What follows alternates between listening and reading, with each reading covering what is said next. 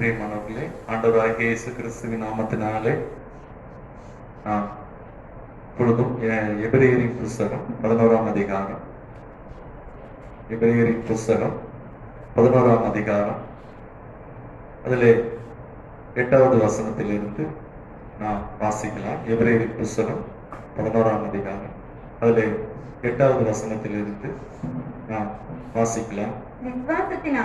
விசுவாசத்தினாலே ஆபிரகாம் தான் சுதந்திரமாக பெறப்போகிற இடத்திற்கு போகும்படி அழைக்கப்பட்ட போது கீழ்ப்படிந்து தான் போகும் இடம் இன்னதென்று அறியாமல் புறப்பட்டு போனான். தான் போகும் இடம் இன்னதென்று அறியாமல் புறப்பட்டு போனான். பிரியமானவர்களே, கர்த்தருடைய நாமம் மகிமைப்படுவதாக. நாம் கடந்த வாரம் தியானித்தோம். ஆபிரகாமை கர்த்தர் ஒரு வித்தியாசமான சூழ்நிலையிலே கண்மலையிலிருந்து வெட்டி எடுக்கப்பட்ட ஒரு பாரம்பரியத்திலிருந்து கர்த்தர் ஆபிரகாமை வேறு பிரித்து அவருடைய ராஜ்யத்திற்காக, அவருடைய மகிமைக்காக தேவன் ஆபிரகாமை அழைத்தார். நாம் அதை பார்த்தோம். இந்த வாரம் அதை தொடர்ந்து நாம் இன்னும் ஒரு சில காரியங்களை நாம் பார்க்க போகிறோம். இங்கு இந்த வாசித்த வசனத்தை நான் திரும்ப வாசிக்கிறேன். விசுவாசத்தினாலே ஆபிரகாம் தான் சுதந்திரமாக பெறப்போகிற இடத்திற்கு போகும்படி அழைக்கப்பட்ட போது கீழ்ப்படிந்து தான் போகும் இடம் இன்னதென்று அறியாமல் புறப்பட்டு போனான். கர்த்தருடைய நாமம் மகிமைப்படுவதாக. பாருங்க, ஆபிரகாமை கர்த்தர் அழைத்தார்.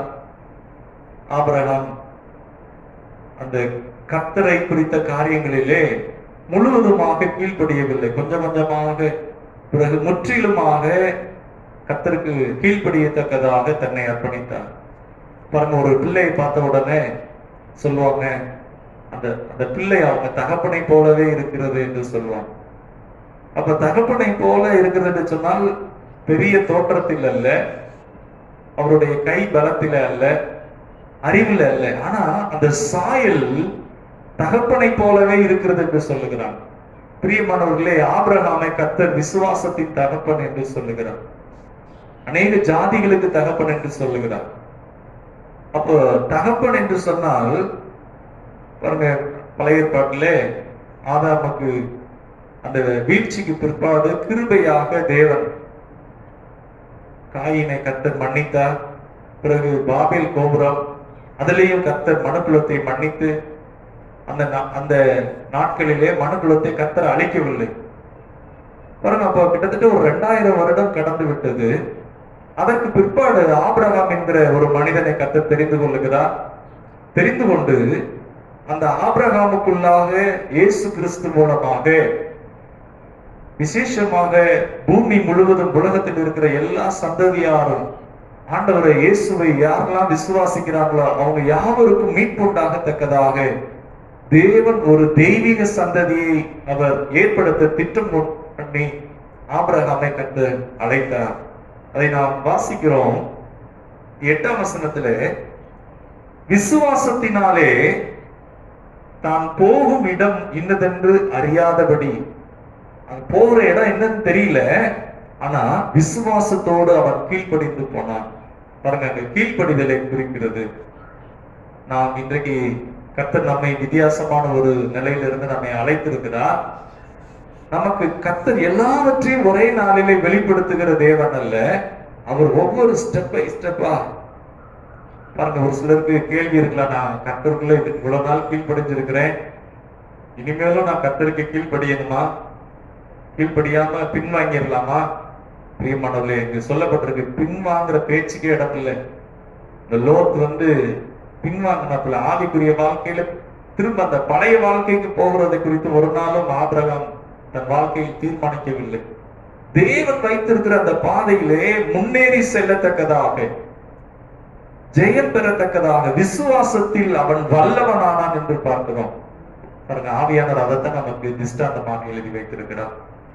கணவருக்கு கீழ்ப்படியணும் அப்படின்னா கர்த்தருக்குள் கணவருக்கு கீழ்ப்படியணும்.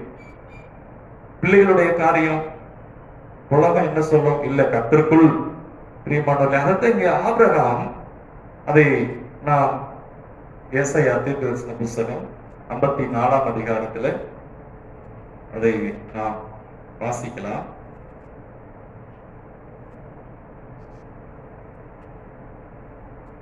ஸ்தோத்திரம். ஹல்லேலூயா.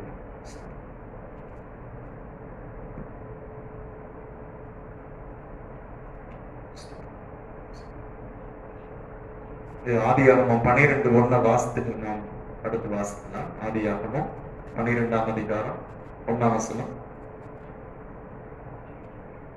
கர்த்தர் ஆபிராமை நோக்கி, நீ உன் தேசத்தையும் உன் இனத்தையும் உன் தகப்பனுடைய வீட்டையும் விட்டு புறப்பட்டு நான் உனக்கு காண்பிக்கும் தேசத்துக்கு போ.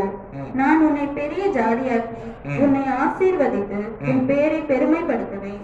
நீ ஆசீர்வாதமாய் இருப்பாய். பாருங்க, இங்கு கர்த்தர் ஆபிரகாம்கிட்ட சொல்றாரு, உன் தேசத்தையும் உன் ஜனத்தையும் விட்டு நான் காண்பிக்கிற தேசத்துக்கு புறப்பட்டு போ என்று சொன்னான். தான் போகும் இடம் என்னதென்று அறியாத சூழ்நிலையிலே அவன் கீழ்ப்படிந்து போனான். கர்த்தரை விசுவாசித்து. ஏசாயா 51ஆம் அதிகாரம் அதுல 2ஆம் வசனமும் 3ஆம் வசனத்தையும் 1ஆம் வசனம் 2ஆம் வசனத்தையும் வாசிக்கிறேன். நீதியை பின்பற்றி கர்த்தரை தேடுகிற நீங்கள் எனக்கு செவி கொடுங்கள். நீங்கள் வெட்டி எடுக்கப்பட்ட கண்மலையையும், வெட்டி எடுக்கப்பட்ட கண்மலையும், அந்த அந்த கண்மலை அப்படின்னு சொன்னா இன்னைக்கு இருக்கிற மாதிரி அன்னைக்கு வசதி எல்லாம் கிடையாது. இன்னைக்கு எத்தனையோ வெடி மருந்துகள் இதெல்லாம் இருக்கு. ஆனா அந்த பாறையில வெட்டுறதுங்கிறது ரொம்ப ரொம்ப கடினமான ஒன்று. அப்போ நாமும் கூட ஆண்டவரை அறியாத ஒரு நிலையில இருக்கிற நம்மை கர்த்தர் என்ன செய்தாருன்னா, எப்படி ஆபிரகாமை வெட்டி எடுத்தாரோ, ஆபிரகாமை குறித்து சொல்லப்பட்டிருக்கிறது, அவங்க முற்பிதாக்கள் வேறு விதமாக வாழ்ந்து கொண்டிருந்தாங்க, கர்த்தருக்கு தூரமாக இருந்தாங்க. நாமும் கூட கர்த்தருக்கு தூரமாக இருந்தோம், அக்கிரமத்தை நடப்பித்துக் கொண்டிருந்தோம், கர்த்தருக்கு பிரியமில்லாத வாழ்க்கையில இருந்தோம். பாருங்க, அப்போ அந்த காரானூர் என்கிற ஊரிலே அவங்க தகப்பனோடு கூட அங்கு வேறு விதமாக ஆபிரகாம் இருந்தாப்புல. கர்த்தர் என்ன பண்ணாரா, இங்கு வசனம் சொல்லுகிறது, நீங்கள் வெட்டி எடுக்கப்பட்ட கண்மலையும், அப்படிப்பட்ட கண்மலையிலிருந்து கர்த்தர் ஆபிரகாமை என்ன செய்கிறாரா, வெட்டி எடுத்து அங்கு ஒரு சந்ததியை ஏற்படுத்துகிறார், ஆபிரகாமின் சந்ததி என்று. மத்தேயு 1:1 பார்த்தோம்.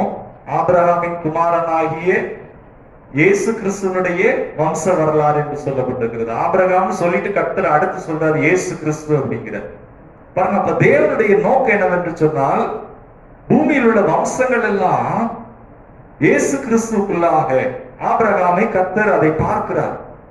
ஒரு மனிதனை தெரிந்து கொண்டு வேறு பிரித்து அவருக்காக ஜீவிக்கத்தக்கதாக, அவருக்காக அர்ப்பணிக்கத்தக்கதாக கீழ்ப்படிதல் உள்ள ஒரு மனுஷனை கொண்டு கர்த்தர் பெரிய காரியங்களை செய்ய தீர்மானித்தார். இங்க நாம் பார்க்கிறோம், தோண்டி எடுக்கப்பட்ட துறவின் குழியையும் நோக்கி பாருங்கள் என்று சொல்லுகிறார். 2ஆம் வசனம் வாசிக்கலாம். ஏசாயா 51:2. உங்கள் தகப்பனாகிய ஆபிரகாமை, உங்கள் தகப்பனாகிய ஆபிரகாமையும் உங்களை பெற்ற சாராளையும் நோக்கி பாருங்கள், உங்களை பெற்ற சாராளையும் நோக்கி பாருங்கள். அவன் ஒருவனாய் இருக்கையில், அவன் ஒருவனாய் இருக்கையில் நான் அவனை அழைத்து, அவனை ஆசீர்வதித்து அவனை பெருக பண்ணினேன். பாருங்க, ஆண்டவர் என்ன செய்கிறாரா, ஒரு மனிதனை கர்த்தர் தெரிந்து கொண்டு, அந்த மனிதனுக்கு என்ன தகுதி இருக்கிறது என்ற அடிப்படையில் அல்ல, அவன் கர்த்தருக்கு விரோதமாய் இருந்தான், இருளில் இருந்தான், அவன் சபிக்கப்பட்ட நிலையில இருந்தான். யோசிச்சு பாருங்க, 70 வயதுல ஒருத்தவங்களுக்கு எதையுமே அந்த வயசுல இந்த நாயோடைய குணாதிசயத்தை மாற்ற முடியாத மாதிரி அந்த குணாதிசயத்தையே மாற்ற முடியாது. அவங்க செய்யறதுதான் சரின்னு சொல்லுவோம், நம்மளும் என்ன சொல்லணும், ஆமான்னு சொல்லணும், இல்லைன்னா அங்க பெரிய பிரச்சனையே வந்துடும். பாருங்க, ஏன்னா அந்த சுபாவம் அப்படி பழகிடும். பாருங்க, அந்த 70வது வயதுல கர்த்தர் சொன்ன உடனே ஆபிரகாம் என்ன செய்யறாப்புல, கர்த்தரை அறிந்தபடியினாலே, மகிமையின் கர்த்தர் அவனுக்கு தரிசனமானபடியினாலே, அதை நான் பார்க்க போகிறோம், அவன் கீழ்ப்படிந்து புறப்பட்டு போனான். தான் போகும் இடம் இன்னதென்று அறியாதிருந்தும். இங்க நான் பார்க்கிறோம், ஆபிரகாமை குறித்து சொல்லப்பட்டிருக்கிறது, உங்கள் தகப்பனாகிய ஆபிரகாம். ஆபிரகாம் நமக்கு எப்ப தகப்பனானா? பிரியமானவர்களே, ஆண்டவருக்கு மகிமை உண்டாவதாக. கலாத்தியரின் புஸ்தகம் 3ஆம் அதிகாரம், கலாத்தியரின் புஸ்தகம் 3ஆம் அதிகாரம் 26ஆம் வசனம். நீங்கள் எல்லாரும் கிறிஸ்து இயேசுவை பற்றும் விசுவாசத்தினால் தேவனுடைய புத்திரராய் இருக்கிறீர்களே. ஏனெனில் உங்களில் கிறிஸ்துவுக்குள்ளாக ஞானஸ்நானம் பெற்றவர்கள் எத்தனை பேரோ அத்தனை பேரும் கிறிஸ்துவை தரித்து கொண்டீர்களே. பிரியமானவர்களே, ஆண்டவருக்கு மகிமை உண்டாவதாக. கிறிஸ்து இயேசுக்குள்ளாக ஞானஸ்நானம் பெற்ற அனைவரும் கிறிஸ்துவை தரித்து கொண்டீர்கள் என்று சொல்லப்பட்டிருக்கிறது. நீங்களும் நானும் கிறிஸ்துவை தரித்து கொண்டிருக்கிறோம். பாருங்க, அப்ப தரித்து கொண்டிருக்கிறதுனா பாருங்க, நானும் கூட இந்த ஆவிக்குரிய மார்க்கத்துல கிட்டத்தட்ட 25 வருஷம் ஆச்சு. ஆரம்ப நாட்கள்ல இதுல எனக்கு தெரியாது. அப்போ ஆபிரகாமின் ஆசீர்வாதம்னா அது யூதர்களுக்கு மாத்திரம்தான், அல்லது இஸ்ரவேலர்களுக்கு மாத்திரம்தான். நான் அப்படியே இருந்தது உண்டு. நமக்கு பரலோகத்துக்கு போகணும், பரலோகம் தான் முக்கியம் அப்படி பாருங்க. அப்போ இந்த ஆபிரகாமின் ஆசீர்வாதம், ஆபிரகாமுக்கு ஈசாக்கின் ஆசீர்வாதம் யூதர்களுக்கு இஸ்ரவேலர்களுக்கு என்று சொன்னால் நமக்கு என்னதான் ஆசீர்வாதம்? எதுவுமே கிடையாதா? இல்லை, இங்கு தெளிவா சொல்லப்பட்டிருக்கிறது. கர்த்தருடைய நாம மகிமைப்படுவதாக. 29ஆம் வசனம், நீங்கள் கிறிஸ்துவுடையவர்களானால் ஆபிரகாமின் சந்ததியராயும் வாக்குத்தத்தத்தின்படி சுதந்திரராயும் இருக்கிறீர்கள் என்று சொல்லப்பட்டிருக்கிறது. அப்போ கிறிஸ்துவை தரித்து கொண்ட நாம் ஒவ்வொருவரும் கிறிஸ்துவுடையவர்களாக இருக்கிறோம். கிறிஸ்துவுடையவர்கள் மாத்திரமல்ல, இங்கு சொல்லப்பட்டிருக்கிறது அவர்கள் ஆபிரகாமின் சந்ததியராக இருக்கிறாங்க, வாக்குத்தத்தத்தின்படியே சுதந்திரராக இருக்கிறாங்க. பிரியமானவர்களே, அப்போ ரொம்ப முக்கியம், நாம் சுதந்திரிக்கிறதற்கு என்று அழைக்கப்பட்டிருக்கிறோம். கர்த்தர் நம்மை அந்த சுதந்திரத்துக்கு என்று தெரிந்து கொண்டிருக்கிறார். நமக்கு இந்த பூமியிலே தேவன் அவருடைய நோக்கத்தை நீங்களும் நானும் ஆபிரகாமின் சந்ததியராயும் வாக்குத்தத்தத்தின்படி சுதந்திரராகவும் நம்மை கர்த்தர் வைத்திருக்கிறார். ஆண்டவருக்கு மகிமை உண்டாவதாக. ஆதியாகமம் 12:1 நாம் வாசிச்சோம். கர்த்தர் ஆபிரகாம் சொல்றாரு, அதை வாசிக்கலாம். ஆதியாகமம் 12:1.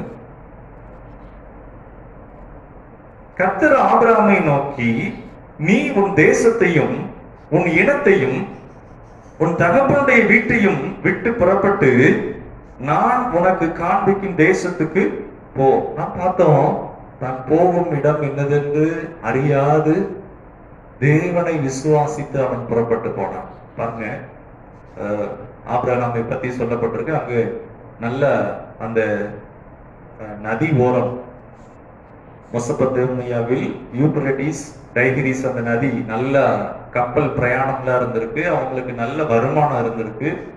ஆனா கர்த்தர் அழைத்த போது அதெல்லாம் விட்டுட்டு கானான் என்று சொன்னால் தேவன் வாக்கு பண்ணின ஒன்று. பாருங்க, அப்ப இன்னைக்கு நமக்கு கர்த்தர் கானான் என்று சொன்னா நம்ம நேரா அது எழுத்தின்படி அல்ல, ஆவிக்குரிய பிரகாரமாக தேவன் நமக்கு ஆயத்தமாக வைத்திருக்கிற அந்த கானானை குறிக்கிறது. கானான் என்று சொன்னால் பாலும் தேனும் ஓடுகிற நலமும் விசாலமான தேசம். அப்போ அதனுடைய அர்த்தம் என்னவென்று சொன்னால் ஆவிக்குரிய அர்த்தமாக இருக்கிறது. பாருங்க, நீங்களும் நானும் ஆபிரகாமுடைய அந்த எழுத்தின்படி ஆபிரகாமின் சந்ததி அல்ல, ஆனால் இயேசு கிறிஸ்து மூலமாக நீங்களும் நானும் ஆவிக்குரிய ஆபிரகாமின் சந்ததியாக இருக்கிறோம். கர்த்தர் நமக்குள்ளாக தேவன் வைத்திருக்கிற அந்த கானானை நாம் சுதந்திரிக்கத்தக்கதாக அதை நமக்காக தேவன் ஆயத்தப்படுத்தி வைத்திருக்கிறார். பிரியமானவர்களே, இருளில் இருந்த ஆபிரகாமை கர்த்தர் அழைத்தார். அதான் சொல்லப்பட்டிருக்கு, அதிலிருந்து வெட்டி எடுத்தார். நம்முடைய வாழ்க்கை பயணமும் கூட எங்கேயோ இருந்தோம், அக்கிரமத்தில் இருந்தோம், அறியாம இருந்தோம். கர்த்தர் என்ன செய்தார்? அதுல இருந்து நம்மளை வெட்டி எடுத்தார். எதற்காக என்று சொன்னால் ஜீவனுள்ள தேவனை சேவிக்கத்தக்கதாக, அவரை ஆராதிக்கத்தக்கதாக, அவரை கனம் பண்ணத்தக்கதாக. பிரியமானவர்களே, அவர் நம்மை ஆசீர்வாதமாய் வைக்கத்தக்கதாக. பாருங்க, 70 வயது வரைக்கும் ஆபிரகாமுக்கு ஆசீர்வாதம் கிடையாது. ஆனா தேவன் வாக்கு பண்ணின காரியங்களிலே கர்த்தர் ஆபிரகாமுக்கு தரிசனமானார் என்று சொல்லப்பட்டிருக்கிறது. நீங்க எத்தனை பேர் கர்த்தரை தரிசித்து இருக்கிறீங்க? அதான் அழைப்பு. ஆண்டவருக்கு மகிமை உண்டாவதாக. அதை நாம் பார்க்கலாம். பாருங்க, அப்போ இந்த ஆபிரகாமை வேதத்திலே நாம் பார்க்கிறோம். ரோமர் 4ஆம் அதிகாரத்திலே தகப்பன் என்பதை குறித்து அங்கு சொல்லப்பட்டிருக்கிறது. ரோமர் 4ஆம் அதிகாரம்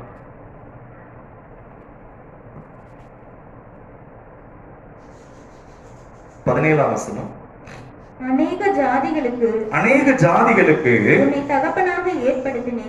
தகப்பனாக ஏற்படுத்தினேன் என்று எழுதியிருக்கிறபடி அவன் தான் விசுவாசித்தவருமாய் மரித்தோரை உயிர்ப்பித்து இல்லாதவைகளை இருக்கிறவைகள் போல் அழைக்கிறவருமாய் இருக்கிற தேவனுக்கு முன்பாக நம்ம எல்லாருக்கும் தகப்பனானான். இங்க நம்ம பார்க்கிறோம், அவன் நம் எல்லாருக்கும் தகப்பனானான் என்று பார்க்கிறோம். பாருங்க, அப்போ இந்த ஆபிரகாமினுடைய விசுவாசம் எதற்கு அடையாளமா இருக்கிறது என்று சொன்னால், கிறிஸ்தவ ஜீவிதத்தின் அதற்கு அடையாளமாக இருக்கிறது. ஒரு மனுஷனை இருளில் இருந்து கர்த்தர் என்ன செய்கிறார்? அழைத்து அந்த கர்த்தர் அவனுக்கு தரிசனமாகி தேவனுடைய குணாதிசயங்களை அந்த மனுஷனுக்குள்ளே கர்த்தர் ஏற்படுத்தி அவனை மற்றவங்களுக்கு முன்மாதிரியாக வைத்து அவனை கொண்டு அந்த சந்ததி ஆசீர்வதிக்கப்படத்தக்கதாக, அது தேவனுடைய சந்ததியாக இருக்கத்தக்கதாக அவருடைய பரிசுத்தத்திற்கு என்று கர்த்தர் என்ன செய்கிறார்? செப்பரேட் பண்ணுகிறார். பிரியமானவர்களே, இங்கு நம்ம அதைத்தான் பார்க்கிறோம். கர்த்தர் ஆபிரகாமை எல்லாருக்கும் தகப்பனானான் என்று பார்க்கிறோம். பாருங்க, அப்போ ஒரு பிள்ளைய பாக்குறப்பே சொல்றாங்க, அவங்க அப்பா மாதிரியே இருக்கு, இந்த கால் நடைய பாருங்க, அவங்க தலை முடிய பாருங்க அப்படின்னா. பிரியமானவர்களே, அது எதை குறிக்குது என்று சொன்னாலும் அவங்க அப்பாவை போல பெரிய தோற்றமுடையவர் அல்ல, அந்த சாயல் காணப்படுகிறது. பாருங்க, நீங்களும் நானும் அந்த ஆபிரகாமின் சந்ததியாக விசுவாசத்திலே நடக்கத்தக்கதாக, கிறிஸ்தவ ஜீவியமே அதுதான். அந்த விசுவாசத்தினாலே நாம் சூழ்நிலைகளை ஜெயிக்கத்தக்கதாக எபேசியர் 2:8 போட்டிருக்கு, கிருபையினாலே விசுவாசத்தை கொண்டு ரட்சிக்கப்பட்டீர்கள். அப்ப அந்த கிருபையினாலே விசுவாசத்தை கொண்டு என்னன்னா ஏற்கனவே அதை ஆயத்தப்படுத்தி இருக்கிறார். பாருங்க, உங்க பேர்ல 1 கோடி ரூபாய் பணம் இருக்கு, உங்க பேர்ல தான் இருக்கு. ஆனா விசுவாசம் இல்லைன்னா பாருங்க, அதை நீங்க எடுக்க முடியாது. அதே மாதிரிதான் இந்த கிருபை, ஆபிரகாமின் இந்த ஆசீர்வாதம், அந்த வாக்குத்தத்தம் ஏற்கனவே கர்த்தர் அதுல டெபாசிட் பண்ணி வச்சிருக்கிறாரு. ஆனா இப்ப அதை எப்படி எடுத்துக்கொள்ளணுமா? விசுவாசத்தினாலே. சுகம் அப்படித்தான். ஆபிரகாமின் ஆசீர்வாதத்துக்குள்ளே சுகத்தை கர்த்தர் வைத்திருக்கிறார், நீடிய ஆயுசை கர்த்தர் வைத்திருக்கிறார். அன்றைக்கு மைமுண்டாவதாக. அது மாத்திரமல்ல, தேவனுடைய சிநேகிதன் கர்த்தர் அவனுக்கு தரிசனமானார் என்று பார்க்கிறோம். பிரியமானவர்களே, அதுதான் அழைப்பு. அதை நாம் பார்க்கலாம். பாருங்க, அப்போ இது பார்க்கிறதுக்கு முன்னாடி யோவான் 8ஆம் அதிகாரம் அதுல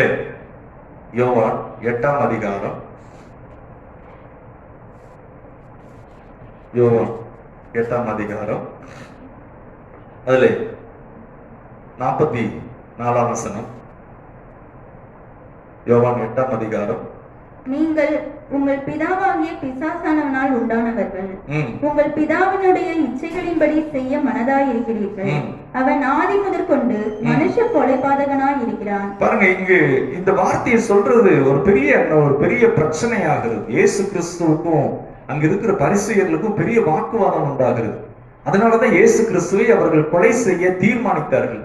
பிரியமானவர்கள், இங்கு நாம் பார்க்கிறோம், அங்கு 29ஆம் வசனத்துல, என்னை அனுப்பினவர் என்னுடனே கூட இருக்கிறார், பிதாவுக்கு பிரியமானவைகளை நான் எப்பொழுதும் செய்கிறபடியால் அப்படின்னு சொல்கிறார். அவர் என்னை தனியே இருக்க விடவில்லை.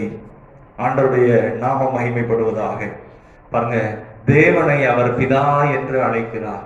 இன்னொரு வார்த்தை சொல்லுகிறார், அவர் எப்பொழுதும் என்னோடு கூட இருக்கிறார். பாருங்க, இப்படி சொல்லிட்டு வர்றப்ப அவங்க என்ன சொல்றாங்க? அவங்க ஆர்கியூமெண்ட் பண்றாங்க. என்ன பண்றாங்கன்னா, ஆபிரகாம் எங்களுக்கு பிதா, நீ யார் பிள்ளையோ எங்களுக்கு தெரியாது. 33ஆம் வசனத்துல, அவர்கள் அவருக்கு பிரதியுத்தரமாக, நாங்கள் ஆபிரகாமின் சந்ததியா இருக்கிறோம், நாங்கள் ஒரு காலம் ஒருவனுக்கும் அடிமைகளா இருக்கவில்லை, விடுதலை ஆவீர்கள் என்று நீர் எப்படி சொல்லுகிறீர் என்றார்கள். பாருங்க, அவங்க என்ன சொல்றாங்கன்னா, ஆபிரகாமுடைய பிள்ளை நாங்க சந்ததிங்கிறாங்க. பெருமையா சொல்றாங்க, நாங்க ஆபிரகாமுடைய சந்ததி அப்படி. ஆனா ஆண்டவர் சொல்றாரு 44ஆம் வசனத்துல, நீங்க யாரு தெரியுமா? நீங்கள் உங்கள் பிதாவாகிய பிசாசினால் உண்டானவர்கள். உங்க தகப்பன் யாருன்னா அவன் ஒரு பிசாசு, அவனுடைய பிள்ளை நீங்க அப்படிங்கிறீங்க. யோசித்து பாருங்க, பரிசேயர்களை பார்த்து அப்படி சொன்னா எப்படி இருக்கும்? அவங்களுக்கு பயங்கர கோபம் வந்துச்சு. என்ன சொல்றாருன்னா, நீங்க ஆபிரகாமின் சந்ததி அப்படின்னா ஆபிரகாமுக்கு கர்த்தர் தான் தரிசனமானார். உங்களுடைய செய்கையிலே நீங்கள் அப்படிப்பட்ட காரியத்தை செய்யவில்லையே.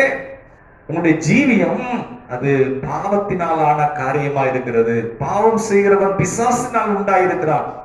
பாவம் செய்கிறவன் அந்த பாவத்துக்கு அடிமையா இருக்கிறான். நீங்க எப்படி நீங்க ஆபிரகாமின் சந்ததின்னு சொல்றீங்க? அதைத்தான் கர்த்தர் சொல்றாரு 44ஆம் வசனத்துல, நீங்கள் உங்கள் பிதாவாகிய பிசாசானவனால் உண்டானவர்கள். பாருங்க, ஆண்டவர் எப்படி பேசுறாரு பாருங்க, அது விளக்கம் கொடுக்கிறாரு. ஏன் அப்படி சொல்றேன் அப்படின்னு அடுத்து சொல்றாரு, உங்கள் பிதாவினுடைய இச்சைகளின்படி செய்ய மனதா இருக்கிறீர்கள். நீங்க ஆபிரகாமின் சந்ததின்னு சொல்றீங்க, ஆனா உங்க இச்சையின்படி, பிசாசின் இச்சையின்படி தான் நீங்க நடக்கிறீங்க. நீங்க தேவனுடைய பிள்ளையா நடக்கலையே. அடுத்து சொல்றாரு, அவன் ஆதி முதற்கொண்டு மனுஷ கொலைபாதகனாய் இருக்கிறான். சத்தியம் அவனிடத்தில் இல்லாதபடியால் அவன் சத்தியத்திலே நிலைநிற்கவில்லை. அவன் பொய்யனும் பொய்க்கு பிதாவுமாய் இருக்கிறபடியால் அவன் பொய் பேசும்போது தன் சொந்தத்தில் எடுத்து பேசுகிறான். பிரியமானவர்களே, பாருங்க, இதைத்தான் அங்கு ஆண்டவர் இயேசு சொல்றாரு. நீங்க யார் தெரியுமா? நீங்கள் ஆபிரகாமின் சந்ததின்னு சொல்றீங்க, ஆனா வேதத்தின்படி எழுத்தின்படி ஆபிரகாமின் சந்ததி என்று சொல்லுகிற யூதர்கள் ஆபிரகாமின் சந்ததி அல்ல, அதன்படி ஜீவிக்கிறவர்கள் தான் ஆபிரகாமின் சந்ததி. அதன்படி கர்த்தருடைய வார்த்தையின்படி நடக்கிறவர்கள். அன்று சொல்றாரு, நீங்க ஆபிரகாமின் சந்ததினா நீங்க ஆபிரகாமை போல நடக்கணுமே, ஆனா நீங்க நடக்கலையே அப்படின்னு சொல்லிட்டு அது சொல்றாரு, பாவம் செய்கிறவன் பாவத்துக்கு காரணமா இருக்கிற பிசாசுக்கு அடிமையா இருக்கிறான். அதனாலதான் நீங்கள் உங்களுக்கு தகப்பன் யாருன்னா பிசாசு தான் உங்களுக்கு தகப்பன். அவன் இச்சைகளின்படிதான் நீங்க செய்றீங்க அப்படிங்கிற பாருங்க. அப்போ அங்கு பெரிய கோபம் உண்டாகிறது. இதனாலதான் இயேசு கிறிஸ்துவை அவர்கள் சிலுவையில அடிக்க நினைக்கிறார்கள். ஆண்டவருக்கு மகிமை உண்டாவதாக. பாருங்க, அப்போ நீங்களும் நானும் கலாத்தியர் 3ஆம் அதிகாரம் கடைசி வசனத்துல பார்த்தோம், கிறிஸ்து இயேசுக்குள்ளாக ஆபிரகாமின் சந்ததியாயும் வாக்குத்தத்தத்தின்படி சுதந்திரராயும் நாம் இருக்கிறோம். ஆண்டவருக்கு மகிமை உண்டாகட்டும். நாம் அடுத்து இன்னொரு பகுதியை நாம் வாசிக்கலாம். அப்போஸ்தலர் புஸ்தகம் 7ஆம் அதிகாரம் 2ஆம் வசனம். அப்போஸ்தலர் 7ஆம் அதிகாரம் 2ஆம் வசனம். இங்கு பாருங்க, நம்ம எல்லாருக்கும் தெரியும், அதற்கு அவன் ஸ்தேவானை குறித்து அங்கு சொல்லப்பட்டிருக்கிறது. ஸ்தேவான் மிகுந்த பக்தி வைராக்கியமாக கர்த்தருக்குள் இருந்தான். அப்படி பக்தி வைராக்கியமாக இருந்த ஸ்தேவான், ஆண்டவருக்கு மகிமை உண்டாவதாக, ஆண்டவரை கனம் பண்ணும்படியாக எல்லாருக்கும் முன்பாக அவன் அந்த ஆலோசனை சங்கத்திலே பாருங்க, அவன் பேசுறதை எல்லாரும் பார்க்கிறாங்க. முகம் வந்து அவ்வளவு இதா இருக்கு, வைராக்கியமாக பேசுகிறான். அப்படி பேசும்போது அங்கு சொல்றாங்க, இயேசு கிறிஸ்துவை குறித்து இந்த மனுஷன் அநேகருக்கு சாட்சி சொல்லுகிறான் அப்படின்னு சொல்லிட்டு எல்லாருக்கும் முன்பாக அவனை கொண்டு வந்து நிறுத்திட்டாங்க. ஸ்தேவானை கல்லறிந்து கொண்டாங்கன்னு நாம பார்க்கிறோம். ஆனா அதுக்கு முன்பாக இந்த சம்பவம் நடைபெறுகிறது. 2ஆம் வசனம். அதற்கு அவன், சகோதரரே பிதாக்களே கேளுங்கள், நம்முடைய பிதாவாகிய ஆபிரகாம் காரானூரிலே குடியிருக்கிறதுக்கு முன்னமே மெசொப்பொத்தேமியா நாட்டிலே இருக்கும்போது மகிமையின் தேவன் அவனுக்கு தரிசனமாகி. பிரியமானவர்களே, ஆபிரகாமுக்கு கர்த்தர் என்ன பண்ணாரா? மகிமையின் தேவன் அவனுக்கு தரிசனமானா. இன்றைக்கு நீங்களும் நானும் ரட்சிக்கப்பட்ட அந்த நாளிலே ஏதோ ஒரு சூழலில் இருந்திருப்போம். நம்ம ரட்சிக்கப்பட போறோங்கிறதே தெரியாது. ஆனால் கர்த்தர் மகிமையின் தேவன் உங்களுக்கும் எனக்கும் அவர் தரிசனமானார். அவரை நாம் காணும்படியாக, அவரை நாம் ருசிக்கத்தக்கதாக, அவருடைய அன்பையும் அவருடைய இரக்கத்தையும், அவர் அன்புள்ள தேவன், அவர் சர்வ வல்லமையுள்ள தேவன். ஆபிரகாமுக்கு கர்த்தர் அப்படிதான் வெளிப்பட்டார். எப்படி வெளிப்பட்டார்னா, அந்த கர்த்தரை தரிசித்தார். அப்ப தரிசித்தார்னா ஆபிரகாம் எப்படி தரிசித்தார்னு போடல. ஒருவேளை முகமுகமா இடைப்பட்டாரா, இல்ல தரிசனமானாரா? ஏதோ ஒரு விதத்துல கர்த்தர் ஆபிரகாமோடு இடைப்பட்டிருக்கிறார். இங்க சொல்லப்பட்டிருக்கு மகிமையின் தேவன். மகிமையின் தேவன் என்று சொன்னார் பாருங்க, மல்கியால போட்டிருக்கு மகத்துவமான ராஜா, என்னுடைய நாமம் ஜாதிகளுக்குள்ளே மகத்துவமாயிருக்கும் என்று கர்த்தர் சொல்லுகிறார். அப்போ இந்த மகிமை என்று சொன்னா, ஒரு பூச்செடி இருக்கு, நல்லா வளர்ந்து வந்துகிட்டே இருக்கு. ஒரு காலம் வந்த உடனே இந்த பூ என்ன செய்யுது? நல்லா பூத்து அப்படி நறுமணமா இருக்கு. அது அது மகிமையை வெளிப்படுத்துகிறது பாருங்க. அதே போல கிரிக்கெட்ல நல்லா விளையாடுற பிளேயர் இருப்பாங்க. அவங்க எல்லாரும் அந்த நாட்டுல இருக்கிற டீம்ல இருக்கிற அந்த பிளேயர் எதிர்பார்ப்பாங்க. பாருங்க அவர் நல்லா விளையாண்டாருங்க, நான் எதிர்பார்த்தேன் இன்னைக்கு நல்லா விளையாடுவாருங்க, நல்லா விளையாண்டார். அந்த மகிமையை வெளிப்படுத்துகிறார் பாருங்க. அதே போல ஃபுட்பால் பிளேயர்ல ஒரு சிலர் இருக்கிறாங்க. அவங்க என்ன செய்வாங்க, அவங்கள நம்புவாங்க, அவங்க அதுபடியே அந்த மகிமையை. அதே போல பிரியமானவர்களே, மகிமையின் தேவன் ஆபிரகாமுக்கு தரிசனமானார். இன்னைக்கு உங்களையும் என்னையும் இந்த வாழ்க்கை பயணத்திலே கர்த்தர் எல்லாருக்கும் தரிசனமாகல, அவர் ரட்சித்திருக்கிற உங்களுக்கும் எனக்கும் அவர் தரிசனமானார். ஆபிரகாமுக்கு, இருளில் இருந்த ஆபிரகாமுக்கு கர்த்தரை அவன் தரிசித்தான். பிரியமானவர்களே பாருங்க, நாமும் பழைய வாழ்க்கையிலேயே இந்த கர்த்தரை அறியாமல் இருப்போமானால் நம்ம கர்த்தரை விட்டு தூரமாக இருப்போம். நம்முடைய ஜீவியம் அக்கிரமம் நிறைந்ததாக, நம்ம மனசுக்கு என்ன நினைக்கிறோமோ அதெல்லாம் செய்து கொண்டிருப்போம். இதை வாசிக்கலாம். 7ஆம் அதிகாரம் 2ஆம் வசனம். அதற்கு அவன், சகோதரரே, அப்போஸ்தலர் 7ஆம் அதிகாரம் 3ஆம் வசனம். நீ உன் தேசத்தையும் உன் இனத்தையும் விட்டு புறப்பட்டு. பாருங்க, ஆபிரகாமுக்கு கர்த்தர் தரிசனமாகிறார்.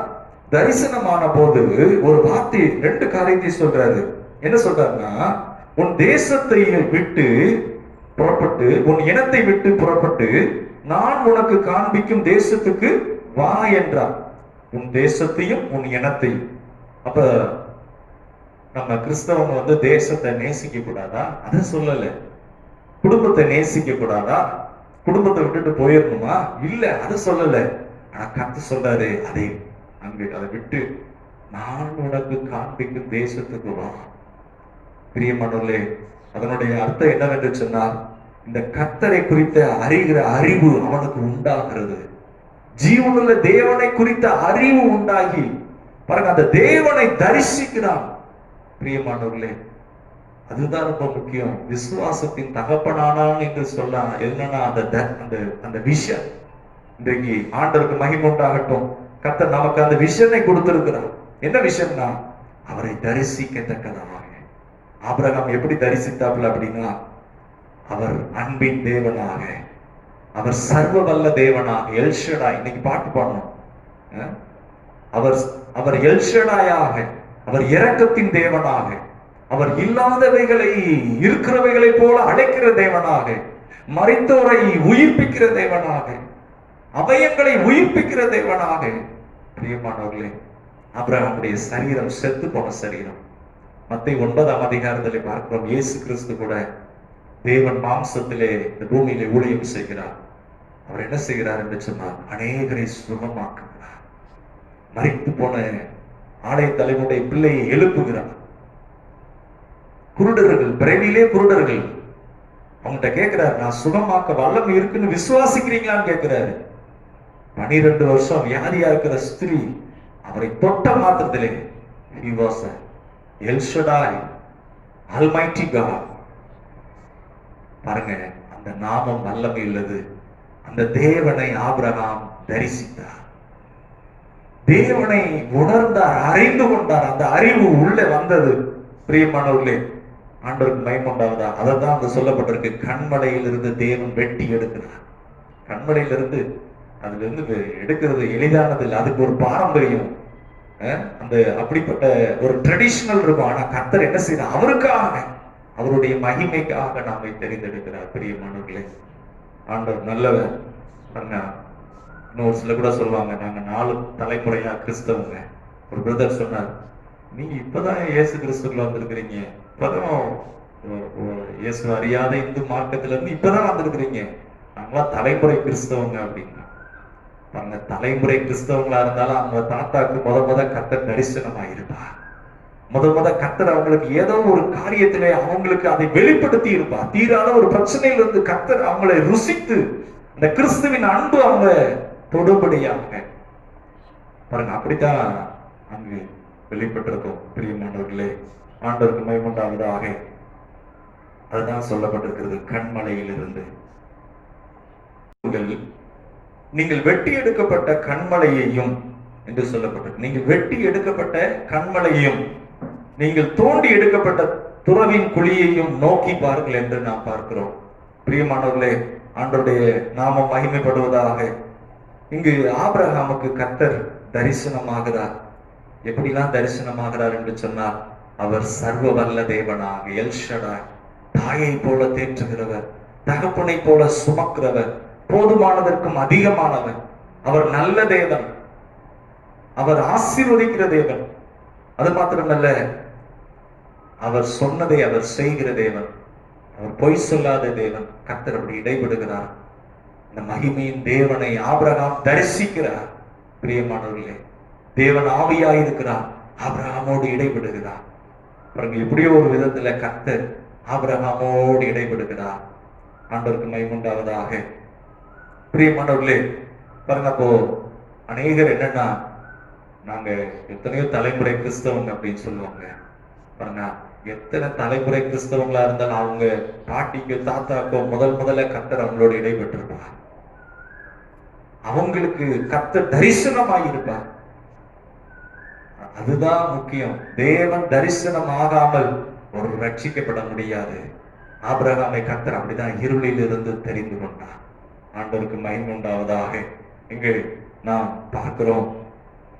பாருங்க, அப்போ கர்த்தருடைய ஆலயத்துல நாம் ஆண்டவரை அறியறதுக்கு முன்னாடி நாமும் கூட சவுல போல கூட இருந்திருப்போம். சபையை துன்பப்படுத்துகிறவங்களாக, கிறிஸ்துவ அந்த நாமத்துக்கு விரோதமா இருந்திருப்போம். ஆனா கர்த்தர் நம்ம என்ன செய்தார்னா, அவருக்காக நம்மை தெரிந்து கொண்டார். பாருங்க, சவுல் பின்னாடி பவுலாக மாறி விடுகிறார். கர்த்தர் எவ்வளவு மகத்துவமான தேவன். பாருங்க, அதான் சொல்லப்பட்டிருக்கு, வெட்டி எடுக்கப்பட்ட கண்மலை. நம்ம ஏதோ ஒரு இதுல இருந்து கர்த்தர் என்ன செய்யறாரு, அதுல இருந்து எடுத்து நம்ம சுயநலமா வாழ்ந்திருப்போம். நமக்குன்னு ஒரு பெருமை இருந்திருக்கலாம், பாரம்பரியம் இருந்திருக்கலாம், நமக்குன்னு ஒரு இந்த குடும்பம் அப்படின்னு சொல்லி அதுல ஒரு வைராக்கியம் இருந்திருக்கலாம். ஆனா இங்க கர்த்தர் சொல்றாரு, ஆபிரகாம்கிட்ட சொல்றாரு, உன் தேசத்தையும் உன் ஜனத்தையும் விட்டு. அப்படின்னா பாருங்க, அப்படின்னா என்ன அர்த்தம்? அதுல இருந்து வெளியில கூட்டிட்டு வர்ற, அதை குறித்து நாம பார்க்க போகிறோம். ஆண்டவர் நல்லவர். பாருங்க, அப்ப தரிசனம் ஆகும்போது இருதயத்திலே ஒரு மாற்றம் உண்டாகிறது. கர்த்தர் ஒரு மனுஷனுக்குள்ளே தரிசனம் ஆகும் போது, பிரியமானவர்களே, இன்றைக்கு கர்த்தரை நீங்கள் தரிசித்திருக்கிறீங்களா? ஆண்டவர் இயேசுவை ஏற்றுக்கொண்ட அந்த நாள், ரட்சிக்கப்பட்ட நாள்ல நீங்க ஆண்டவரை தரிசிச்சீங்களா?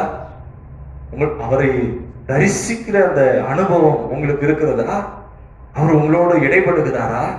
உங்களுடைய எதிர்காலத்தை குறித்து, உங்கள் குடும்பத்தை குறித்து, உங்கள் கையின் பிரயாசங்களை குறித்து கர்த்தர் உங்களோடு பேசுகிறாரா?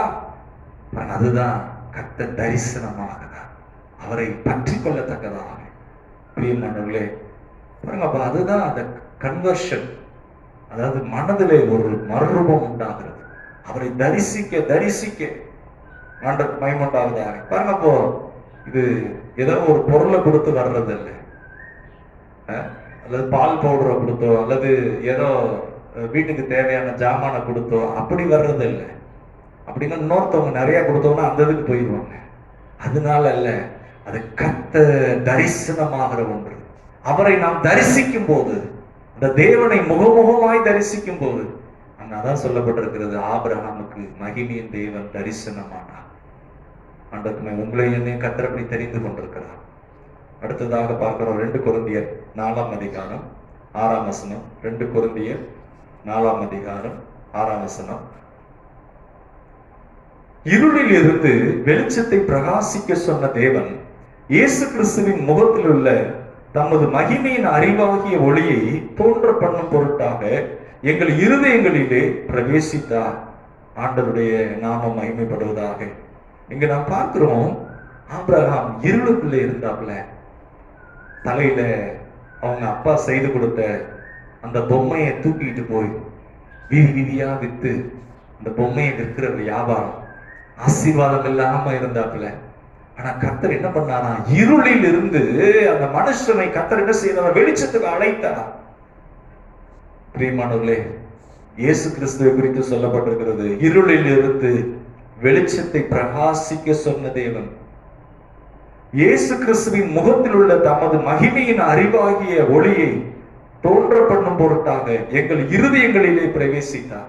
பாருங்க, இயேசு கிறிஸ்துவுக்குள்ள அந்த தேவனை குறித்த அறிவை உள்ள வைத்தார். அந்த இயேசு கிறிஸ்துவை நம்முடைய இருதயங்களிலே பிரகாசிக்க செய்தார். பிரியமானவர்களே, ஆண்டவருக்கு மகிமை உண்டாவதா.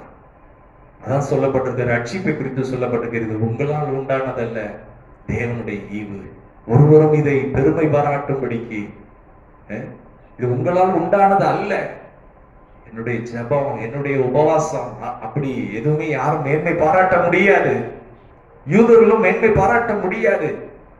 கர்த்தர் கிருபையா ஆபிரகாமை ஆசீர்வதித்தார். கிருபையா கர்த்தர் என்ன செய்தார்? தெரிந்து கொண்டார். அதே போலதான் இயேசு கிறிஸ்துவின் மகிமையின் ஒளியை நமக்குள்ள என்ன செய்கிறாரா? அவர் பிரகாசிக்க பண்ணி, இந்த வார்த்தை சொல்லப்பட்டிருக்கு, தமது கிறிஸ்துவின் முகத்தில் உள்ள மகிமையின் அறிவாகி ஒளியை தோன்ற பண்ணும் பொருட்டாக எங்கள் இருதயங்களில் பிரகாசித்தார். ஆண்டவருடைய நாம மகிமைப்படுவதாக. இதே போலதான் கர்த்தர் ஆபிரகாமுக்கு இருதயத்திலே அந்த மகிமையின் கர்த்தரை தரிசித்தார். அந்த கர்த்தரோடு ஐக்கியமாகத்தக்கதாக ஜெப வாழ்க்கையில் ஒரு அர்ப்பணிப்பு. ஏனோக்கை குறித்து பார்த்தோம், நோவாவை குறித்து பார்த்தோம். எத்தனை பேர் நீங்க அப்படி இருக்கிறீங்க? தேவனோடு சஞ்சரிக்கிற ஒரு அனுபவம், தேவனோடு நடக்கத்தக்கதாக. ஆபிரகாமுக்கு கர்த்தர் எப்படி இருந்தாரா? சிநேகிதனாக, அந்த மகிமையின் கர்த்தரை தரிசிக்கத்தக்கதாக. பிரியமானவர்களே, இந்த வசனத்தில் அதான் சொல்லப்பட்டிருக்கிறது.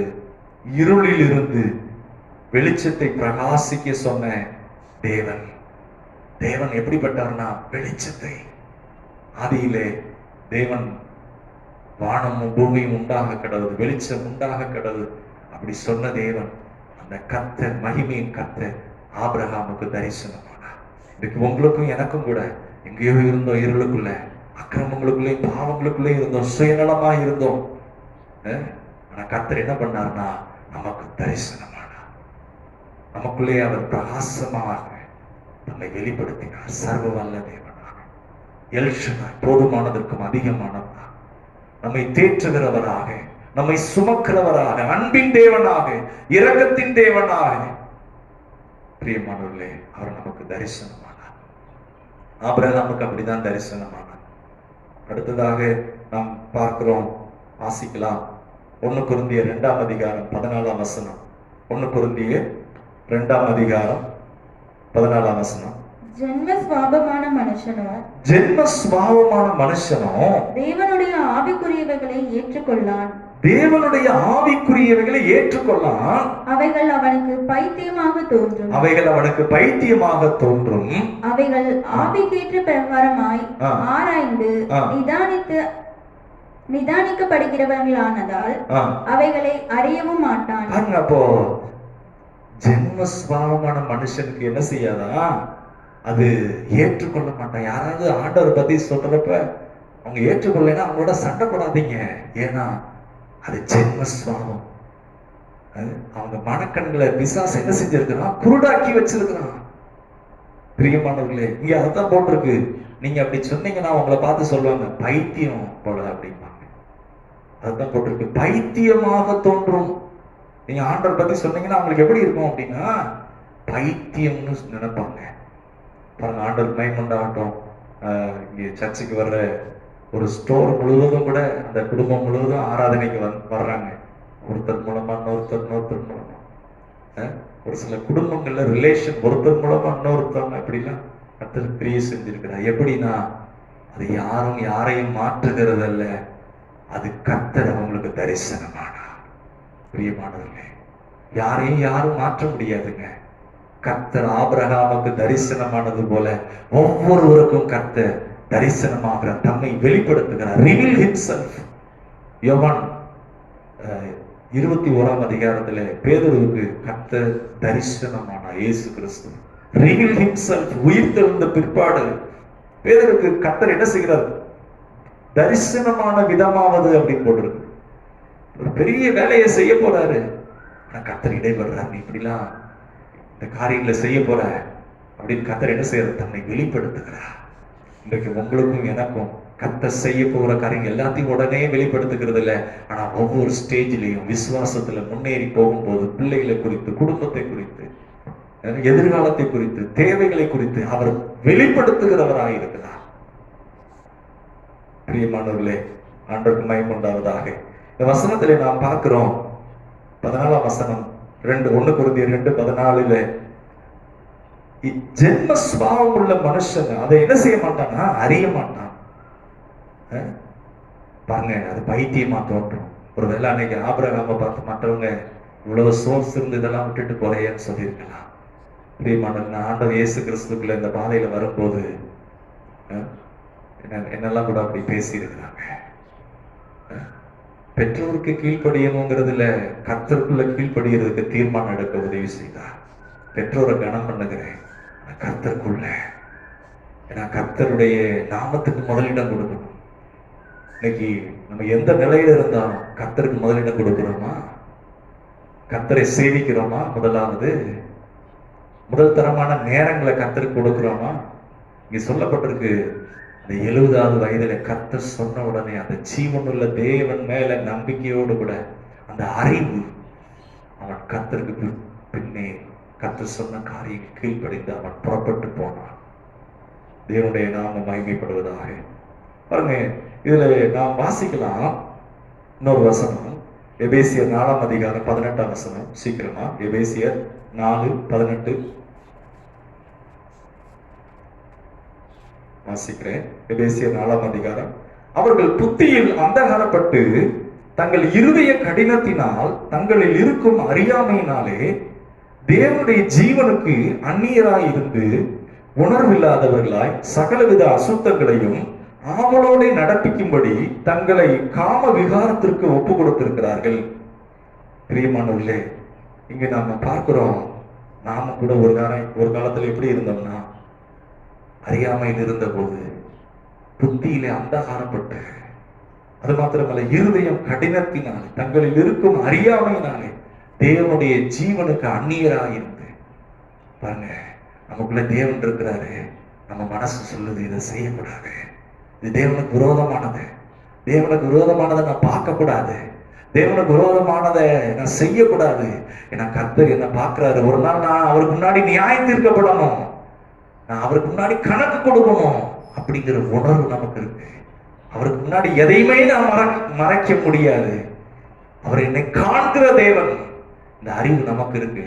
ஆனா இருதயம் கடினத்துல இருக்கிறவங்க, அந்தகாரத்துல இருக்கிறவங்க, அங்க சொல்லப்பட்டிருக்கு எப்படி அந்த வசனத்துல பார்க்கிறோம்னா, உணர்வில்லாதவர்களாய் சகலவித அசுத்தங்களையும் ஆவலோடே நடப்பிக்கும்படி தங்களை காம விகாரத்திற்கு ஒப்பு கொடுத்திருக்கிறார்கள். பாருங்க, ஆபிரகாம் என்ன செய்தார் அப்படின்னா, கர்த்தருடைய அந்த மகிமையின் கர்த்தருக்கு தன்னை அர்ப்பணித்தது. அவர் என்ன சொல்றாரோ, ஆண்டவர் சொன்னார், உன் தேசத்தையும் உன் ஜனத்தையும் கீழ்ப்படிந்து, அதை குறித்து நம்ம பார்க்க போகிறோம். பிரியமானவர்களே, அந்த கர்த்தர் சொன்ன உடனே அதுக்கு அப்படியே அர்ப்பணிக்கிற ஒரு நிலைமை. பாருங்க, நம்ம பாவம் செய்யற நாளில் எப்படி இருந்திருப்போம்னா சந்தோஷமா இருந்திருப்போம். திட்டமிட்டு பாவம் செஞ்சிருப்போம். பாவம் செய்யறதுல டெக்னிக்காலாம் கூட பாவம் செஞ்சிருக்கலாம். ஆனா அதுல எப்படி இருந்ததுன்னா அது ரொம்ப சந்தோஷமா இருந்தது. பாருங்க, அப்படிப்பட்ட ஒரு நாளிலே இருந்த நம்மை கர்த்தர் என்ன பண்ணார்னா, அவருக்காக தெரிந்து கொண்டார், அவருடைய மகிமைக்காக தெரிந்து கொண்டார். பாவம் செய்யறப்ப எப்படி இருக்குன்னா ஜாலியா தான் இருக்கும். ஆனா அது நேரம் நரக குழிக்கு கொண்டு போகலாம். பாவம் வாசப்படியிலே படுத்திருக்கும்.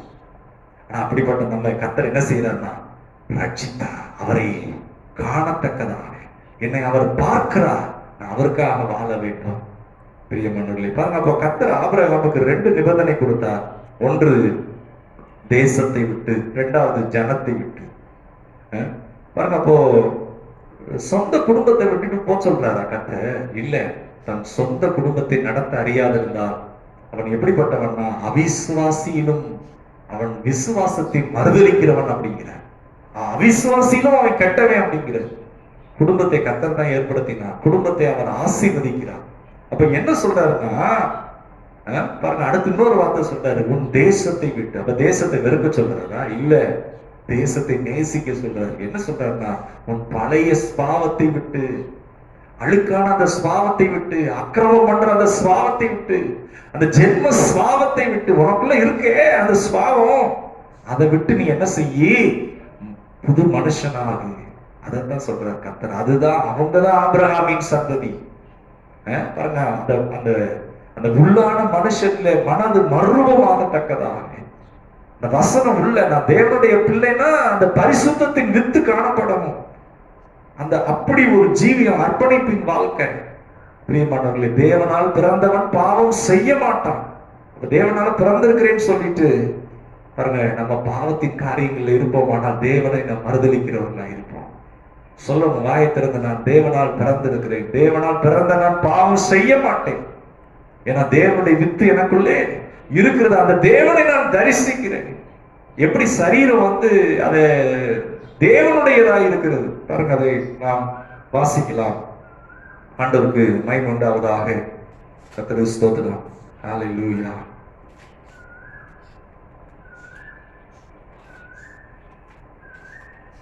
ஸ்தோத்திரம். 1 கொரிந்தியர் புஸ்தகம் 1 கொரிந்தியர்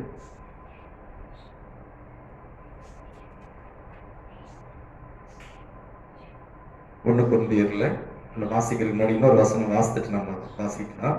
ரோமர் 6ஆம் அதிகாரம் 6ஆம் வசனம். ரோமர் 6ஆம் அதிகாரம் 6ஆம் வசனம். நாம் இனி எடுத்தவங்க வாசிங்க. ரோமர் 6ஆம் அதிகாரம் 6ஆம் வசனம். நாம் இனி பாவத்துக்கு ஊழியம் செய்யாதபடிக்கு பாவ சரீரம் ஒழிந்து போகும் பொருட்டாக நம்முடைய பழைய மனுஷன் அவரோட கூட சிலுவையில் அறையப்பட்டது என்று அறிந்திருக்கிறோம். பாருங்க, பாவத்துக்கு ஊழியம் செய்யாதபடிக்கு நம்ம ஒரு நாள் எப்படி இருந்தோம்னா பாவத்துக்கு ஊழியம் செஞ்சோம். பாவம் என்னென்ன செய்ய சொல்லுதோ அதெல்லாம் நம்ம செஞ்சுக்கிட்டு இருந்தோம். பாவத்துக்கு அடிமையாக இருந்தோம். ஆனா இப்ப என்ன ஆச்சுன்னா, இயேசு கிறிஸ்துக்குள்ள ஒப்பு கொடுத்த போது பழைய மனுஷன் மரித்து போனான். அந்த உள்ளான அந்த பாவ மனுஷன் மரித்து போனான்.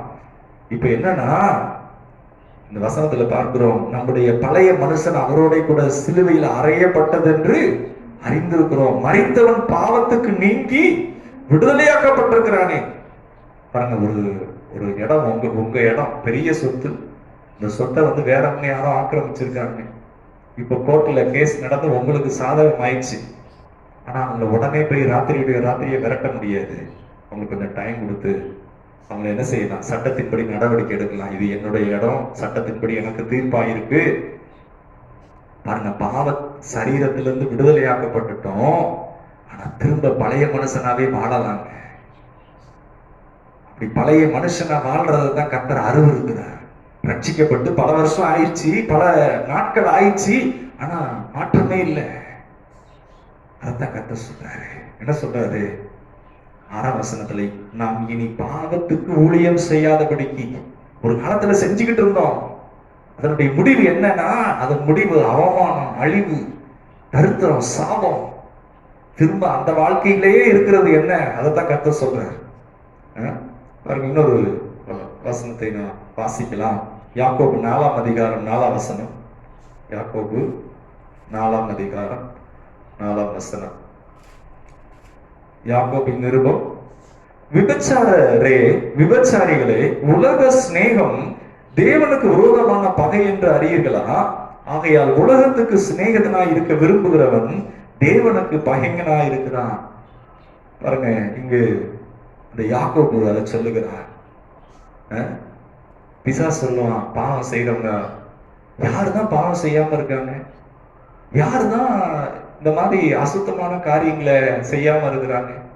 பாருங்க, அவன் காம்ப்ரமைஸ் பண்ணுகிறான். நம்ம அதனாலதான் போட்டிருக்கு ரோமர் 12ஆம் அதிகாரம் 1ஆம் வசனம் 2ஆம் வசனத்துல, நீங்க பிரபஞ்சத்திற்கு ஒத்த வேஷம் தெரியாமல் எல்லாரும் அசுத்தமா சிந்திக்கலாம், ஆனா நான் அப்படி சிந்திக்க கூடாது. பாருங்க, ஏன் சிந்திக்க கூடாது அப்படின்னா, இந்த சரீரம் தேவனுடையது. இந்த சரீரம் தேவன் வாசம் பண்றார். அவர் கரையமா இருக்கிறார். இந்த சரீரத்துக்கு எஜமானனே அவர்தான். அவருடையதை போய் நான் இஷ்டத்துக்கு என்ன செய்ய முடியாது, அது மிஸ்யூஸ் பண்ணக்கூடாது. அப்படி பண்ணுவோமானா தேவன் அங்கு வாசம் பண்ண மாட்டார். பிரியமானவர்களே, நீங்கள் கிரயத்திற்கு கொல்லப்பட்டீர்களே, நீங்கள் உங்களுடையவர்கள் அல்ல என்று அறியீர்களா அப்படின்னு சொல்லப்பட்டிருக்கிறது. பாருங்க, அதை குறித்து நாம் வாசிக்கலாம். 2 கொரிந்தியர் 6ஆம் அதிகாரம் 14ஆம் வசனம். சீக்கிரமா 2 கொரிந்தியர் 6ஆம் அதிகாரம் 14ஆம் வசனம், 2 கொரிந்தியர் 6:14. அந்நிய நுகத்திலே அவிசுவாசிகளுடன் பிணைக்கப்படாது இருப்பீர்களாக. நீதிக்கும் அநீதிக்கும் சம்பந்தம் ஏது? ஒளிக்கும் இருளுக்கும் ஐக்கியம் ஏது? கிறிஸ்துவுக்கும் பேலியாளுக்கும் இசைவேது? பாருங்க, அப்படியே கர்த்தர் சொல்லிட்டு வந்துட்டு சொல்றாரு 16ஆம் வசனத்துல, தேவனுடைய ஆலயத்துக்கும் விக்கிரகங்களுக்கும் சம்பந்தம் ஏது? நான் அவர்களுக்குள்ளே வாசம் பண்ணி அவர்களுக்குள்ளே உலாவி அவர்கள் தேவனாய் இருப்பேன், அவர்கள் என் ஜனங்களாய் இருப்பார்கள் என்று தேவன் சொன்னபடி நீங்கள் ஜீவனுள்ள தேவனுடைய ஆலயமா இருக்கிறீர்களே. நீங்க யாருன்னா தேவன் தங்குற ஆலயம். நீங்கள் உங்களுடையவர்கள் அல்ல. உங்க சரீரத்தை அவர் கரையை கொடுத்து வாங்கிட்டாரு. உங்க சரீரத்துக்கு எஜமானன் அவர். ஏன்னா ஆசீர்வாதத்திற்கென்றே அழைக்கப்பட்டிருக்கிறீங்க. இதுக்கு முன்னாடி சாபத்துல இருந்திருக்கலாம், அவமானத்துல இருந்திருக்கலாம், பிசாசுக்கு வாழ்நாளெல்லாம் அடிமைப்பட்டு கிடந்திருக்கலாம். ஆனா கர்த்தர் என்ன பண்ணிட்டாரு? தரிசனமானா இயேசு கிறிஸ்துவின் அந்த மகிமையின் பிரசனம் உங்க இருதயத்துக்குள்ளே பிரகாசமானது. அன்றைக்கு நம்ம அர்ப்பணித்தோம். நீ நான் பாவத்துக்கு அல்ல, அவருக்காக வாழ்வேன், அவருக்காக நான் இருப்பேன், என்ன ஆனாலும் சரி, எந்த சூழ்நிலையிலும் நான் விட்டுற மாட்டேன். ஒரு அர்ப்பணிப்பு, அதுல நிச்சயம் பிரியமானவர்களே. அதனாலதான் ஆண்டவர் சொன்னார், ஒருவன் என்னை பின்பற்றி வர விரும்பினார் தன்னைத்தானே வெறுத்தேன். இங்கே நாம் பார்க்கிறோம் அடுத்ததாக 17ஆம் வசனத்துல, ஆனபடியால் நீங்கள் அவர்கள் நடுவில் இருந்து புறப்பட்டு பிரிந்து போய். அவர்கள் நடுவில் இருந்து புறப்படணும். ஆபிரகாம் அப்படிதான் பேக் பண்ணாரு. எப்படி பேக் பண்ணார்னா, அவங்க அப்பாவையும் கூடயே கூட்டிகிட்டே வர்றாரு. அங்க நம்ம பார்க்கிறோம், அவங்க அப்பா மரித்த பிற்பாடு திரும்ப கர்த்தர் அவரை அழைத்து கொண்டு போகிறார். கூடயே அவங்க எல்லாம் வர்றாங்க. தரிசனமானது ஆபிரகாமுக்கு கர்த்தர் தரிசனமானார். பிரியமானவர்களே, அதனுடைய அர்த்தம் என்னன்னா, பழைய வாழ்க்கையோடு அல்ல. நிறைய பேர் இயேசுவை ஏற்றுக்கொள்வாங்க, ஆனா பழைய வாழ்க்கையில வாழ்ந்துட்டு இருப்பாங்க. அவங்களுக்குள்ள இருக்கிற பழைய சுவாபத்தின்படியே வாழ்வாங்க. பிரியமானவர்களே, அது வெற்றியான ஒரு வாழ்க்கை இல்லை, அது மகிமையான ஒன்று அல்ல. இங்க நம்ம பார்க்கிறோம், புறப்பட்டு பிரிந்து போய் அசுத்தமானதை தொடாதிருங்கள். அசுத்தமானதை என்ன செய்யாதீங்க? தொடாதிருங்கள். புறப்பட்டீங்களா? கர்த்தருக்காக உங்களை அர்ப்பணிச்சிருக்கிறீங்களா? ஆசீர்வாதத்திற்கென்று உங்களை ஆண்டவர் தெரிந்து கொண்டாரே. கர்த்தருக்கு மகிமை உண்டாவதாக. பாருங்க, அந்த புறப்பட்டு போய் பாருங்க, ஆபிரகாம் என்னைக்கு புறப்பட்டாரோ அன்னைக்குதான் குழந்தை பாக்கியத்தையே கொடுத்தாரு. அது வரைக்கும் அவன் குழந்தை பாக்கியமே இல்லை ஆபிரகாமுக்கு. ஏன்னா கீழ்ப்படிந்த போதுதான் கர்த்தர் அங்கு ஆசீர்வாதத்தை வைத்திருக்கிறார். அங்கு இயேசு கிறிஸ்துவை உள்ளே வாக்கு பண்ணி வைத்திருக்கிறார். உலகம் முழுவதும் ஆசீர்வதிக்கப்படத்தக்கதாக. ஆண்டவருக்கு மகிமை உண்டாவதாக. பாருங்க, அப்போ இந்த ரோமர் 12ஆம் அதிகாரத்துல பவுல் அப்போஸ்தலர் சொல்றாரு, 1ஆம் வசனம் 2ஆம் வசனத்துல என்னன்னா, உங்கள் சரீரங்களை அர்ப்பணியுங்க, ஜீவ பலியாக அர்ப்பணியுங்க. தேவன் அங்க என்ன செய்வார்னா, அங்க வந்து உங்களை ஆசீர்வதிப்பார். இப்பிரபஞ்சத்திற்கு ஒத்த வேஷம் தெரியாமல் தேவனுடைய நன்மையும் பிரியமும் பரிபூர்ணமான சித்தம் என்று பகுத்தெரியத்தக்கதா. அப்ப கண்ணு வந்து இடர் உண்டாக்குனா கண்ணை வெட்டி போடுனா சரீரத்துல ஒரு அவையும் இருக்காது. கையை வெட்டி போடுங்க என்னத்துக்காக? அது அர்த்தம் என்னன்னா, அப்படிப்பட்ட பழைய ஸ்பாவத்தை விட்டு கர்த்தருக்கு மகிமை உண்டாகுவாங்க. பேதுரு சொல்றாரு, களங்கம் இல்லாத அசனமாகி ஞான பாலின் மேல் எப்படி இருக்குன்னா பச்சையா இருக்கு. எப்படி ஒரு சின்ன பிள்ளை பால் எப்படி குடிக்குமோ, நிறைய குடிக்கும். ஏன்னா அது வளரணும். கர்த்தருடைய வசனம் உங்களுக்குள்ளே மறுரூபமாக நான் தேவனுடைய பிள்ளை, நான் பாவம் செய்ய மாட்டேன், பாவத்துக்கு நான் அடிமை கிடையாது, ஏன்னா நான் அவருடைய சுதந்திரவாதி. கர்த்தருக்கு மகிமை உண்டாவதாக. பிரியமானவர்களே, ஆண்டவர் நல்லவர். இன்னொரு வசனத்தை நாம் வாசிக்கலாம். ரோமர் 13ஆம் அதிகாரம் 14ஆம் வசனம். ரோமர் 13:14. சீக்கிரமா. துரிச்சைகளுக்கு இடமாக உடலை பேணாமல் இருந்து கர்த்தராகிய இயேசு கிறிஸ்துவை தரித்துக் கொள்ளுங்கள். இங்க சொல்லப்பட்டிருக்கு, துரிச்சைக்கு அதுக்கு இடமா உங்க சரீரத்தை என்ன செய்யாதீங்க? பேணாதீங்க. சரீரத்தை வந்து துரிச்சைகளுக்கு அதுக்குரிய இடமா நீங்க என்ன செய்யக்கூடாது? பேணக்கூடாது. இன்னொரு வசனம் வாசிக்கலாம். கொலோசியர் 3ஆம் அதிகாரம் 5ஆம் வசனம். ஆகையால் விபச்சாரம், அசுத்தம், மோகம், துர்ரிச்சை இச்சை, விக்கிரக ஆராதனையான பொருளாசை ஆகிய இவைகளை பூமியில் உண்டு பண்ணுகிற உங்கள் அவயங்களை அழித்து போடுங்கள். பாருங்க, அப்ப அது என்ன சொல்றாருன்னா, அப்படிப்பட்ட காரியங்களை உங்களை விட்டு என்ன செய்யுங்க, அப்புறப்படுத்துங்க. கர்த்தர் உங்களுக்கு உங்கள் ஜெபத்தை கேட்பார். உங்களுடைய வாழ்க்கை மகிமையா இருக்கும். அதுதாங்க அழைப்பு. அதுக்குதான் அழைச்சிருக்கிறாரு. அந்த ஆசீர்வாதத்திற்கென்றே நீங்கள் அழைக்கப்பட்டீர்களே. தேவனுடைய வாக்குத்தத்தங்களை எல்லாம் உங்க வாழ்க்கையில அமைத்துக் கொள்ளுங்க. ஆண்டவர் ஏதாவது செய்வார் நீங்க நினைக்காதீங்க. சர்வாயுத வர்க்கத்தை தரித்துக் கொள்ளுங்க. ஆபிரகாம் அதெல்லாம் செய்தாரு. தேவனுக்கு விரோதமானதை விட்டுட்டு, அதை இருளை விட்டுட்டு வெளியே வர்றாரு. ஆண்டவர் நல்லவர். பாருங்க, 1 கொரிந்தியர் 6:19-20 வாசிச்சோம். உங்கள் சரீரமானது தேவனுடைய ஆலயம் என்று அறியீர்களா? இந்த சரீரம் யாருடையது என்று சொன்னா தேவனுடையது. அதற்காக தான் கர்த்தர் நம்மை அழைத்திருக்கிறார். பாருங்க, இந்த ஆபிரகாமை குறித்து இந்த காரியங்கள் ரட்சிப்பை வெளிப்படுத்துகிறது. அதுல இருந்து நம்ம அதை கற்றுக்கொள்றோம். பிரியமானவர்களே, கிறிஸ்தவ ஜீவியம் ரொம்ப விசேஷம். ஆபிரகாமை கர்த்தர் ஆசீர்வதித்தார். ரட்சிக்கப்பட்ட உங்களையும் கர்த்தர் ஆசீர்வதிப்பார். எப்படி அவனை புதிய மனுஷனாய் மாற்றினார், கிருபையா ஆசீர்வதிக்கிறார். ஆபிரகாமுக்கு பெரிய தகுதி ஒண்ணு கிடையாது. தகுதியினால் அல்ல, கிருபையினாலே கர்த்தர் ஆசீர்வதித்தார். அதே கர்த்தர் பட்சபாதம் இல்லை தேவன் அல்ல. தேவன் பட்சபாதம் இல்லை. ஒருத்தர் ஒரு மாதிரி இல்லை. உங்களையும் ஆசீர்வதிக்க விரும்புகிறார். பாருங்க, அப்போ தேவன் ஒரு மனுஷனுக்கு தரிசனமாகும் போது சும்மா விட்டு விடுகிறதற்கல்ல, இந்த மனுஷனுக்குள்ளே தேவன் மகிமையான காரியங்களை நிறைவேற்றத்தக்கதாக, மகிமையான காரியங்களை நிறைவேற்றத்தக்கதாக. பாருங்க, மாம்சத்தின்படி நடவாமல் ஆவிக்குரிய பிரகாரமா நடக்கிறதுக்கு தேவனுடைய உதவியை நாடுகிறான். தேவனை சார்ந்து கொள்றான். தேவன் அவனுக்கு கற்றுக் கொடுக்கிறார். ஒவ்வொரு காரியமா சொல்லிக் கொடுக்கிறார். கர்த்தர் நல்லவர். எபேசியர் 2:10 தான் சொல்லப்பட்டிருக்கு, நாம் தேவனுக்காக செய்கையாக இருக்கிறோம். ஆபிரகாம் அப்படிதான் இருந்தார். அதனுடைய அர்த்தம் அதுதான். மகிமையின் கர்த்தர் தரிசனமான பிற்பாடு அவன் வாழ்க்கையே மாறிவிடுகிறது. அவன் இருதயம் மாறிவிடுகிறது. ரட்சிக்கப்பட்டிருக்கிற உங்களுக்குள்ளே தேவனுக்கான வேலையை செய்யத்தக்கதாக தேவனுடைய செய்கையாக நாம் இருக்கிறோம். இந்த மகிமையான காரியங்களுக்காக. பிரியமானவர்களே, இன்னும் வர நாட்களிலே ஆபிரகாமை குறித்து இன்னும் நிறைய காரியங்களை நாம் தியானிக்க போகிறோம். ஆசீர்வாதத்திற்கு என்று கர்த்தர் நம்மை அழைத்திருக்கிறார். நாம் ஜெபம் பண்ணோமா? கர்த்தர் நல்லவர். கேட்ட காரியங்களை எல்லாம் மனதில் வைத்து ஸ்தோத்திரங்கத்தாவே, ஸ்தோத்திரங்கத்தாவே. ஹல்லேலூயா, ஹல்லேலூயா. ஆபிரகாமை கர்த்தர் சகல காரியங்களிலும் ஆசீர்வதித்தார். ஆபிரகாமை பொன்னும் வெள்ளியும் மிகுதியான சீமானாய் கர்த்தர் மாற்றினார். பாருங்க, ஆபிரகாமின் ஆசீர்வாதம் அப்படின்னு சொன்னா வெறும் பரலோகம் கிடையாதுங்க. நான் பார்க்கிறோம், ஒரு ஐஸ்வர்யவான் மரித்தான், அவன் பாதாளத்துக்கு போகிறான். அவனுக்கு எல்லாம் இருந்தது, ஆனா கர்த்தரை சேவிக்கவில்லை. ஒரு ஏழை மனிதன், அவன் மரித்த பிற்பாடு நேர எங்க போகிறான்? ஆபிரகாம் மடியில.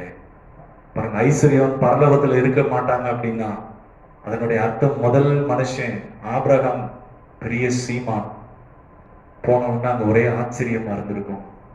அங்க ஈசாக்கு கர்த்தர் 100 மடங்கு ஆசீர்வதித்தார். யாக்கோபு பரலோகத்திலே அவங்க எல்லாம் ஆசீர்வதிக்கப்பட்டாங்க. அவங்கள யாரும் தரித்திரர் கிடையாது. மகிமையின் கர்த்தர் உங்களுக்கு தரிசனம் ஆகிறதுக்கு நோக்கம் என்னவென்று சொன்னார், ஆபிரகாமின் ஆசீர்வாதம் உங்க வாழ்க்கையில வெளிப்படத்தக்கதா. நிச்சயமாகவே நான் உன்னை ஆசீர்வதிக்கவே. சாபம் நிறைந்த பூமியில பல பிரச்சனை இல்லை, அது இல்லை, இது இல்லை. ஆனா கர்த்தர் தரிசனமான நோக்கம் உங்களுக்குள்ளே நிறைவேற்றத்தக்கதாக. கர்த்தர் உங்களுக்கு தரிசனமானாரா? கர்த்தர் உங்களை அழைச்சிருக்கிறாரா? நீங்க ஆபிரகாம எப்படி வெட்டி எடுத்தாரோ அது போல உங்களை வெட்டி எடுத்திருக்கிறாரா? கர்த்தர் உங்களுக்குள்ளே பெரிய காரியங்களை நிறைவேற்ற போகிறார். ஜெபிப்போம். சர்வவல்லமையுள்ள எங்கள் பிதாவே, ஆண்டவராகிய இயேசுவின் நாமத்தினாலே இந்த வேலையிலே கூட கர்த்தாவே ஸ்தோத்திரம் கர்த்தாவே. அப்பா, ஒவ்வொருவருக்குள்ளும் ஆபிரகாமின் ஆசீர்வாதம் கர்த்தாவே, நீர் அப்படிப்பட்ட ஆசீர்வாதத்திற்கென்று எங்களை அழைத்திருக்கிற ஆபிரகாமின் ஆசீர்வாதம் என்னுடையது என்று நாங்கள் எடுத்துக் கொள்கிறோம்.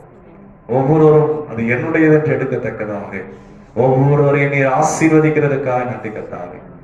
ஒவ்வொருவரையும் ஆசீர்வதிங்க ஆண்டவரே. உம்முடைய வார்த்தை வெளிச்சம் ஒவ்வொருவரையும் உயர்த்தட்டும் கர்த்தாவே. மகிமையின் கர்த்தர் பிரசன்னமாயிருக்கிறீரே, அதற்காக ஸ்தோத்திரம். எல்லா மகிமை நாங்கள் உமக்கு செலுத்துகிறோம். ஆண்டவர் இயேசுவின் நாமத்தில் ஜெபிக்கிறோம் நல்ல பிதாவே. ஆமென், ஆமென். என் ஆத்துமாவே கர்த்தரை ஸ்தோத்திரி, என் முழு உள்ளமே அந்த பரிசுத்த நாமத்தை ஸ்தோத்திரி. என் ஆத்துமாவே கர்த்தரை ஸ்தோத்திரி, அவர் செய்த சகல உபகாரங்களையும் மறவாதே. ஆமென். நம்முடைய கர்த்தராகிய இயேசு கிறிஸ்துவின் கிருபையும் பிதாவாகிய தேவனுடைய அன்பும் பரிசுத்த ஆவியானுடைய அனன்ய ஐக்கியமும் வழிநடத்தலும் சமாதானமும் ஆறுதலும் நம் அனைவரோடும் இன்றும் என்றும் சதா காலம் இருப்பதாக. ஆமென், ஆமென், ஆமென். அல்லேலூயா. கர்த்தர் உங்களை ஆசீர்வதிப்பார்.